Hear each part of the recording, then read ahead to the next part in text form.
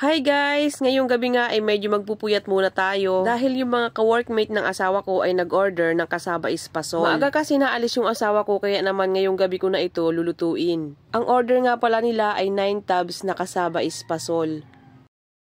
Ang una ko ang ginawa ay sinangag ko muna itong kalahating kilo ng rice flour or yung giniling na bigas. Isasangag ko ito hanggang maging light brown yung kulay niya.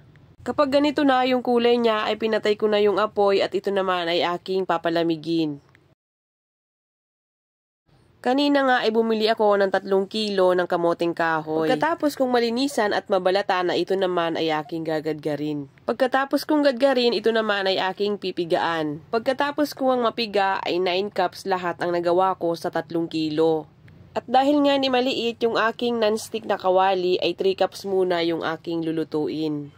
Naglagay ako dyan ng 2 cups ng asukal at saka 3 cups ng gata ng nyug. Then naglagay din ako dyan ng 1 tablespoon ng vanilla. Mas pinili ko ang lutuin ito dito sa non-stick na kawali para hindi siya dumikit. Meron naman akong kawaling malaki na aluminum kaya nga lang ay dumidikit siya at mahirap haluin. Lulutuin ko nga pala to sa katamtamang apoy. Kapag medyo lumagkit na nga ito ay hininaan ko na yung apoy sa low heat para hindi naman masunog. Ito nga ay medyo mabigat haluin habang tumatagal. Kaya mas maganda na may katulong ka sa paghalo. Kailangan nga lang talaga ay matyaga ka dito sa paghalo.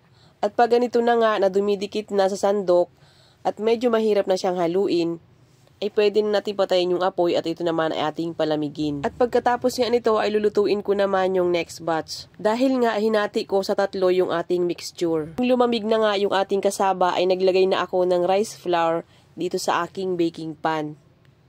Bali yung 3 cups nga pala na kamuting kahoy ay 2 ganito yung kinakalabasan niya.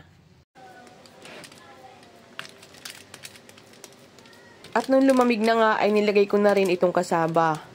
At in-spread ko nga lang yan hanggang sa magpantay.